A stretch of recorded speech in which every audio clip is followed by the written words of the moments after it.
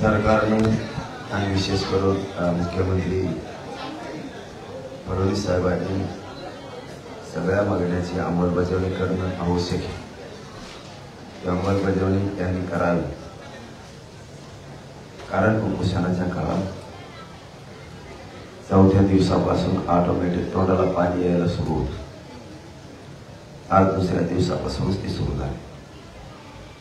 कारण अगोदरच 2 दिवसापासूनचा प्रवास आणि 2 दिवसापासूनचा उपोषी असणे त्यामुळे शरीराला जास्तीचा परिणाम होतो. त्यामुळे आज उपोषणाचा दुसरा दिवस आहे. सरकारला आमचं सांगणं आहे, मागण्याची अंमलबजावणी तात्काळ करा. गोरगरीब मराठ्यांना सन्मान द्या, त्यांचा अपमान करू नका. आम्ही तुमचे काही मंत्री म्हणते आम्ही एकाचं काढून एकाला देऊ शकत नाही. आम्ही त्यांचं काढून आम्हाला द्या म्हणत नाही. तुम्ही गैरसमज पसरू नका. महाराष्ट्रात आमचं हे ते आम्हाला द्या म्हणतोय. त्यांचं काढून घेणं म्हणजे काय? ओबीसीला उदाहरणार्थ 32% आरक्षण आहे. त्यांच्यातलं 20% आम्ही काढून घेणं, मग त्याला काढून घेणं म्हणजे तर त्यांना 10% ठेवणं. याला काढून घेणं म्हणजे मंत्री संभ्रम निर्माण करते. आम्ही 32% ओबीसी आरक्षणातलं 20% मराठ्याला काढून द्या ओबीसीचं असं म्हणत नाही. 10% ओबीसी आरक्षण 32% ओबीसीला ठेवा असं आम्ही म्हणत नाही. आम्ही म्हणतोय आमच्या ज्या नोंदी आहेत त्या ओबीसी आरक्षणात आहेत. आम्ही ओबीसीतच आहेत. मराठा आणि कुणबी हा एकच आहे. हे आमचं म्हणणं आहे. हे सरकारला समजून घ्या. संभ्रम निर्माण करू नका आणि राज्य अस्थिर करण्याचं काम मंत्र्यांकडून होऊ नये ही अपेक्षा. तुमचा दुसरा प्रश्न होता की पोरांच्या बाबतीचा. पोरांना माझी सगळ्या विनंती आहे, तुमच्या गाड्या पोलिसांनी दिलेल्या पार्किंग मध्ये लावा. पोलिसांना कोण बोबल तरी कशाला? पत्रकार परिषद चालली तरी बोंबलतोय. तो तेवढ्यालाच आलेला का? फक्त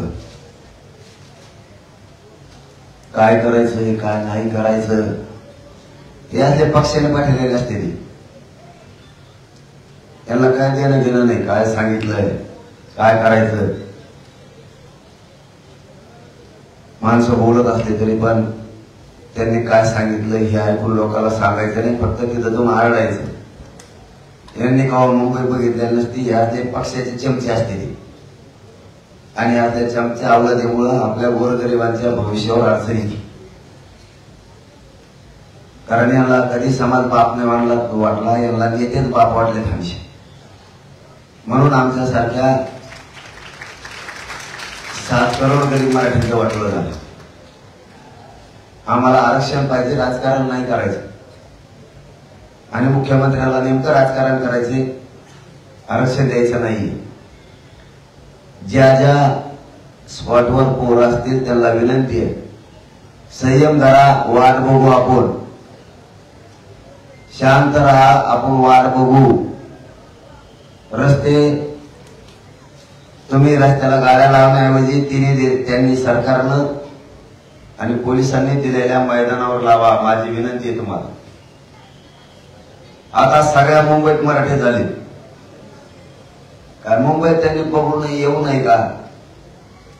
ते काय वाईट करणार नाही. शब्द आहे माझा. आणि पोरांना सांगणार अजिबात वाईट करायचं नाही. आता सगळ्या मुंबईत मराठी पसरले. फक्त वाहन सुरक्षित लावा. पोरांना माझं सांगणं आहे. मला वाटतं त्या बीपीटी का काहीतरी मस्जिद बंदरजवळ तिथलं एक ग्राउंड आहे. त्या ग्राउंडला लावा. इथून 3 किलोमीटर ते ग्राउंड आहे. त्याच्यानंतर कॉटन ग्रीन म्हणून आहे शिवडीला 2-4 किलोमीटर वर आहे इथून. पायी येऊ शकता, जाऊ शकता, रेल्वेनं येऊ शकता, तिथं लावा. ए शेड म्हणून खूप मोठी पार्किंग आहे शिवडीला, तिथं पण लावा.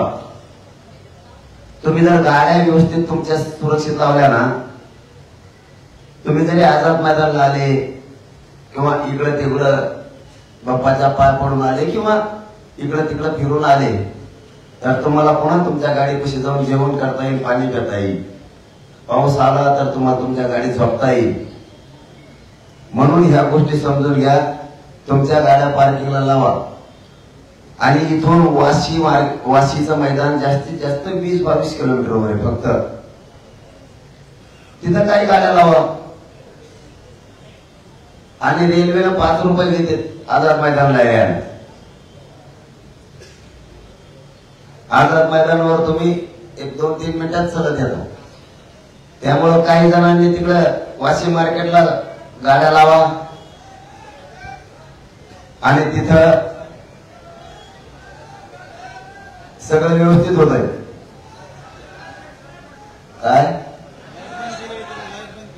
काय केलं?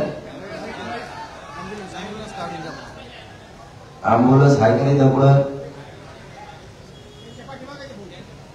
तुमच्या पाठीमागे ना पुढं, तिथं पुढं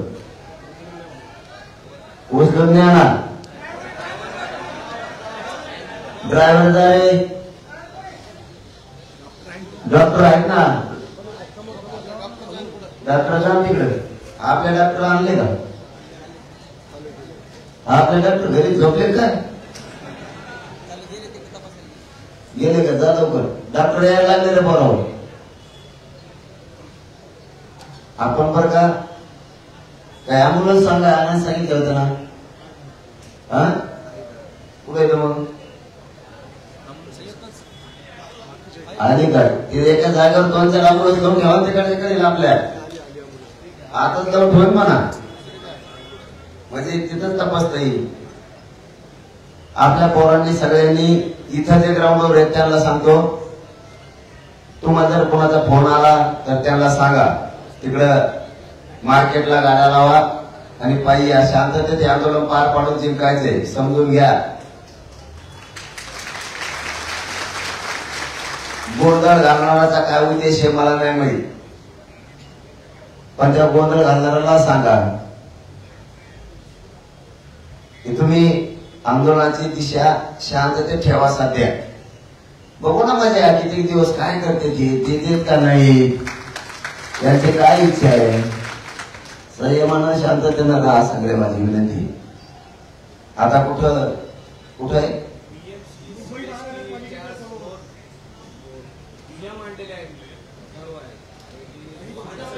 काय कारण आहे? काय म्हणते ते कारण?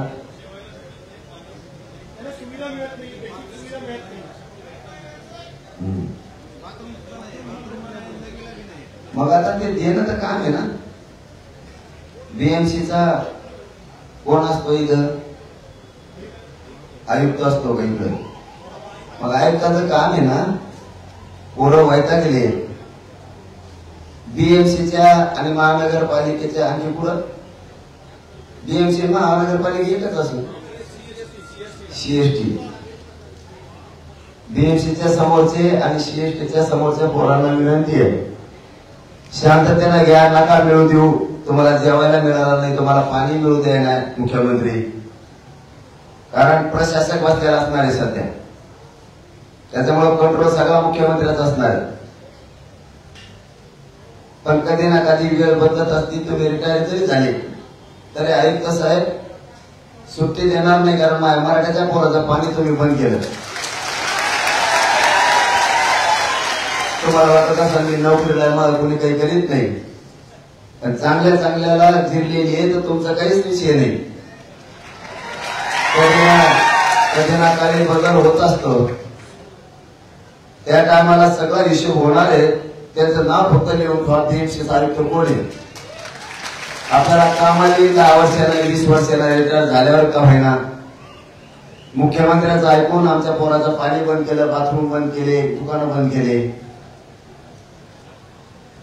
त्या बीएमसीच्या पोरांना तिथं जमलेल्या आहे. आणि आणखी पुढे जमले सीएसटी पैसे जमलेल्या पोरांना विनंती, होऊ दे हाल, बघू किती दिवस आपले हाल करतात. तुम्ही आपला आझाद मैदानाला या, तिथं शांतता ठेवा. पोलिसांनाही सांगतो, पोरांना डोचू नका, विनाकारण त्रास देऊ नका. कारण पोरं तुमच्याच सरकारनं मुख्यमंत्र्यांना पाणी, जेवण म्हणजे का तुमच्या पदरचे नाही. तुम्ही हॉटेल बंद करायला लावले, बाथरूम बंद करायला लावले, म्हणून ते पोरं बाई काढलेत असं मला पत्रकार बांधवांनी सांगितलं. मला तर काय माहित नाही. मग जर तुम्ही मराठी कचरा म्हणून जर ही भावना मुख्यमंत्र्याची असेल, तर महाराष्ट्रातल्या मराठ्याच्या, भाजपमधल्या काम करणाऱ्या मराठ्यांनी समजून घ्या, तुमचा मुख्यमंत्री गोरगरीब मराठ्याच्या पोराला मुंबईत आल्यावर किती त्रास द्यायला लागलाय. पोरांचं रात्रीपासून पाणी बंद केलंय, हॉटेल बंद करायचे सांगितले, आंध्रातून बाथरूम बंद करायला सांगितले. म्हणजे लवकर मराठा समाज कदर नाही, माघारी जाईल. मुख्यमंत्री साहेब, तुमच्या डोक्यात आणखीन गैरसमज काढून टाका. तुम्हाला योग्य संधी आली, तुम्ही त्या संधीचं सोनं करा, मराठ्यांच्या मनं जिंका आणि मराठ्याला आरक्षण देऊन टाका. हे मराठे कधीच तुम्हाला विसरणार नाही. देव आणखीन दुसऱ्या दिवशी चौपोषणाचा दिवस आहे, तुम्हाला शब्द देतो. आणखीन तुम्ही मराठ्यांचा संयम बघू नका, मराठ्याला वेठीच धरून त्याचं वाटोळं करू नका. तुमच्या आता संधी आहे, संधीचं सोनं करा आणि याला द्या. तुम्हाला वाटत मी हानीन मारे, तुमच्या आयुष्यातला सगळ्यात मोठा वाईट दिवस तेव्हा असेल तुम्ही जर पोरांना हाणलं, तर तुमच्यामुळं अडचण येणार आहे. आणि शहा साहेबाला पण आणि मोदी साहेबाला पण अडचण येणार आहे. हे पण शब्द ध्यानात ठेवा. डाग लागणार आहे त्यांना तुमच्यामुळे.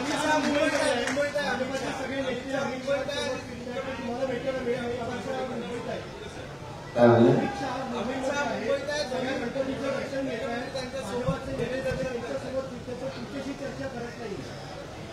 हा, मग आता आम्ही शांततेचा मार्गाने चालणार आहे. आणि सरकार म्हणजे थोडक्यात देवेंद्र फडणवीस म्हणजे लोकांच्या भावनेवर, वेदनेवर मीठ चोळणारा माणूस. त्याला लोकांचं जितकं वाटलं होईल तितकं तो बघणारा माणूस. हो ना, त्यांच्या संग हिंडल, सगळ्या देवदेव गणपतीचं दर्शन घेत्या, कोण केंद्रीय मंत्री आला दिल्लीवर त्यांच्यासोबत हिंडल. मराठ्याच्या मागण्याकडे वेळ नाहीये लक्ष द्यायला. मग यालाच म्हणते महाराष्ट्र देवेंद्र फडणवीसला अस्थिर करायचा, पोलिसाला लाठीचार्ज करायला लावायचा. आणि मग त्यांना गणपती नाही दिसत, मग त्यांना हिंदुत्व नाही दिसत, मग देवदेवता नाही दिसत. त्यांना वातावरण फक्त दूषित करायचं, हे त्यांचं काम आहे. हे त्यांचं काम आहे देवेंद्र फडणवीसांचं. बघू, पोरांनी शांत राहा. इकडे आझाद मैदानाकडे या, तिकडचा त्या बीएमसीचा सीएसटीचा रस्ता मोकळा करा, आझाद मैदानाकडे आणि गाड्या सुरक्षित लावा. धन्यवाद.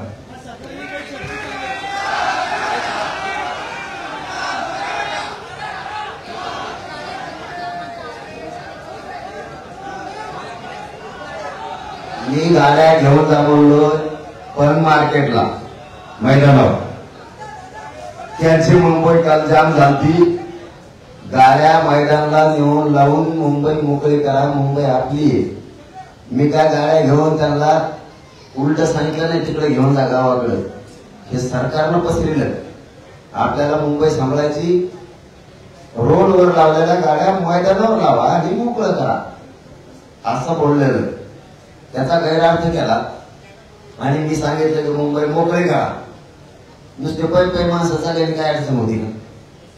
मुंबईत पै माणसं चालल्याने काय अडचण आहे का? गाड्या घेऊन अडचण होती म्हणून सांगितलं की गाड्या मैदानाला लावा. आणि आजही पोरांना सांगतो गाड्या मैदानाला लावा. गाड्यामुळे पॅक होईल तर मुंबई जाम होईल. काल जाम झाली, आपण मोकळं केलं.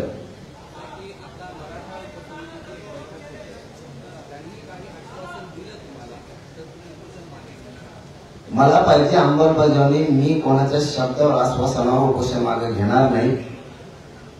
फक्त पुन्हा एकदा सांगतो, तुमची आडामोठी भूमिका, अकरास्ताळेपणा मुख्यमंत्र्यांनी थांबवा.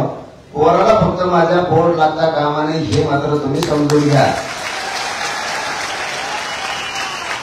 पुन्हा राज्य अस्थिर करू नका, हे ध्यानात ठेवा.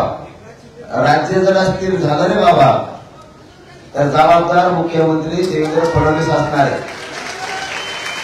महाराष्ट्रात तुम्ही मुंबईचा विचार करता तर महाराष्ट्राचं क्षेत्रफळ हे खूप मोठं आहे. लोकसंख्येनं, महसूलनं, संख्येनं सुद्धा आणि राजकारणासाठी सुद्धा. नुसती मुंबई तुमची नाहीये. तुमच्या मुंबईनं तुम्हाला मुख्यमंत्री केलं तर माझ्या महाराष्ट्राने केलेलं आहे. अशी दुरी निर्माण करू नका देवेंद्र फडणवीस. मुंबई मही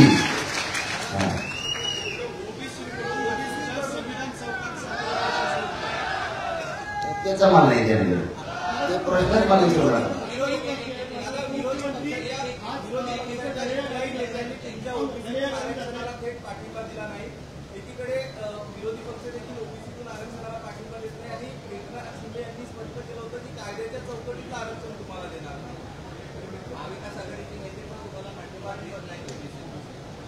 पाठिंबा देत नाही तर मग व्यासपीठावर कसे देईल? सत्ताधारी व्यासपीठावर आले आता सगळे आमदार, खासदार, मंत्री बी. तुम्हाला नाही कळायचे डाव, खरंच नाही कळायचे. देवेंद्र फडणवीस वाटतं मी काय डावाड्या, पण जेव्हा सगळं बुज बसल ना देवेंद्र फडणवीस वाटणार आहे हे गाभडं विचित्र आहे. हे पोट सोपं आहे. आणखी लई आहे. काही काही बिचाऱ्यांना नाही येत आहे तिथे. ते जरी त्यांना म्हणता येत नसतं महाविकास आघाडी किंवा महायुतीला ओबीसीतून आरक्षणाचा विषय. आम्हाला मराठीला पक्का माहिती, आम्ही त्यांना निवडून आणलेलं आहे गरीब मराठी. ते वळवळच करू शकत नाही.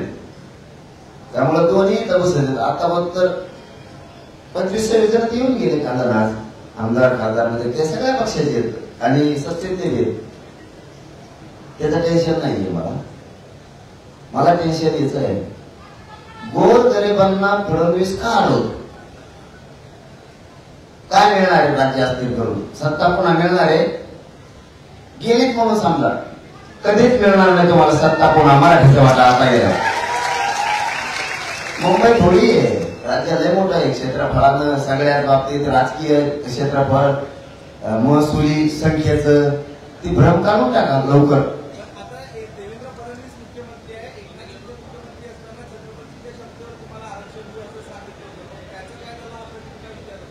अरे मग तेच सांगतो ना, आधी देवेंद्र फडणवीस काम करून देत नाही कोणाला. ना उपमुख्यमंत्र्याला करून देतो तो नाही, ना मंत्र्याला करून देतो, ना भाजपमधल्या मंत्र्यांना करून देतो. आणि त्याच्या एकट्यामुळं, कारण त्याला कसं आहे, त्याला समाज संपला तरी चालतो, पण त्याचं वजन दिल्लीत राहिलं पाहिजे असं आहे. आता गोरगरिबाला त्रास दिलं, दिल्लीत वजन राहील कसं? दिल्लीत वजन राहील कसं? त्याला पुन्हा वाटत असेल की मीच पुन्हा आलो, पण मराठीनेच आणलं. ते ध्यानात नाही. पुन्हा तुला सत्तेवर मराठीने आणलं. आणि तुला वाटत असेल मी हडून आणून कार्यक्रम करीन, हल्ला करायला प्राण घातक. ते डोक्यातला काढून टाकल्याला बरं राहील. कारण प्रत्येक वेळेस लोक नुसते मार सुद्धा खात नसते. मग कारण आम्ही संयमी, आम्ही काय जन्म तुमचा मार खायला आमच्या आईला आणलं राहू. तुमच्या आईला आणल्यावर तुम्ही नाही बोलणार माय असं का? तुमचा तो माईक, तो तुमचा बूम माय डोक्यात घालता. त्या पत्रकाराला तुमच्या आईची माया नाही का तुम्हाला? तशी माया आईची मला माया आहे ना. बार स्वप्न नसतं आणि ते स्वप्न बघू नये. पुन्हा खाली गेल्याला कधीच वर येता येणार नाही फडणवीसांना. एकदा राजकीय करिअर मधून खाली गेला. माझी शेवटची विनंती आहे, तुम्ही आमच्या हक्काचं ओबीसीतलं आरक्षण आहे, मराठा आणि कुणबी एक कायदा पारित करा, तिन्ही गॅजेट लागू करा, तिन्ही गॅजेट अंमलबजावणी करून टाका. सगळे सोयरेला आता 1.5 वर्ष झाले, तीही अंमलबजावणी घ्या. नुसतं ओबीसी करून ओढून मराठ्याचं वाटवं नाही करू शकत तुम्ही. आम्ही ओबीसीचं नाही देणार, नाही देणार, आम्हाला मारतो काय म्हणतो. त्याच्यामुळे नुसतं ओबीसी सांभाळू नका, तर मराठा सुद्धा सांभाळा. तुम्हाला मराठ्या सुद्धा संपलेले आहे. नसता लोक भाजपच्या राज्यातल्या पदाधिकाऱ्यांना सुद्धा गावागावात बंदी करून टाकते. पुन्हा पहिल्यासारखं सुरू होईल बंदी. म्हणून ती वेळ येऊ देऊ नका. आणि तिथं बीएमसीच्या आणि सीएसटीच्या पोराला सांगतो, आझाद मैदानाला या, तिथला रस्ता मोकळा करा, तुमच्या गाड्या मैदानाला नेऊन लावा. संयम आणि शांतता बीएमसीच्या आणि सीएसटीच्या पोरांना ठेवा. आणि जवळच हे आपले 4-2 पोरं झाले तिकडं, त्यांना समजून सांगा. जा आपले लगेच लगेच जा. इथं नुसतं माझ्याजवळ नुसते ते काय तुम्ही हिडू नका. डायरेक्ट तुमच्या जिल्ह्याचे असले तर बघ कोणत्या जिल्ह्याचे पोरं येते.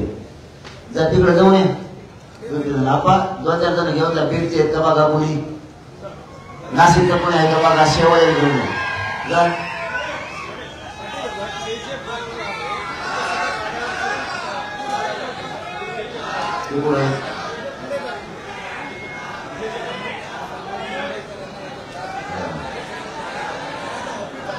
मी पोरांना एका आठवणीनं पुन्हा शेवटचं सांगतो आता बरं का. 12 तुम्हाला उपोषणात आढळलं नका.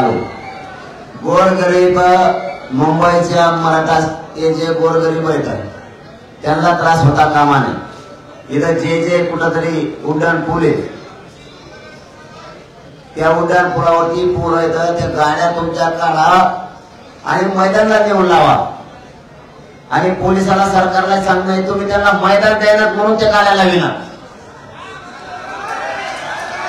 तुम्ही तिकडे वाशीला पोरं असल्या त्यांना म्हणता वाशीला लावा. तुम्ही पोराला सांगता की तुम्ही BMC ला लावा. तुम्ही BMC ला लावा म्हणून सांगता. किंवा तुम्ही ते काय ती कोची इकडची BPD तिथं लावा म्हणता. तुम्ही शिवडी लावा म्हणता. पोरांना ते गाड्या आला त्यांना म्हणता माघारी जा. म्हणून ते पोरं रोड उभा राहते. ही चूक सगळी सरकारची आहे किंवा तिथल्या काम करून घेणाऱ्या पोलीस यंत्रणेची ठराविक. ते तिकडून वाशिवडी इकडे बोलली तर तिकडे देत नाही. इथून वाशीला जाते. पोरांवर त्यांना येडे घालू घालू. नाही हे पोरांचा आधी सांगतो की तुम्ही पटापटा करून घ्या. गाड्याला पोलिसांना सांगतो त्यांना मार्केट द्या. इथं शिवडीला मार्केट आहे जवळ ते देऊन टाका. पोराला तुम्ही तिकडून बोलून घेता. इथून वाशीला जा म्हणता. वाशीला गेल्यावर वाशीच्या म्हणजे मार्केट नाही. इथं ग्राउंड आहे. कुठं लावायच्या पोरांनी गाड्या. त्यामुळे तुम्ही मैदाना खुले करून द्या लवकर पोलिसच. आणि त्या जे वर तो कुठं थांबलेत ना सामान्य मुंबईकरांना त्रास झाला नाही पाहिजे. पोरांनी गाड्या मैदानात नेऊन लावा. आता नाही बोलत मला.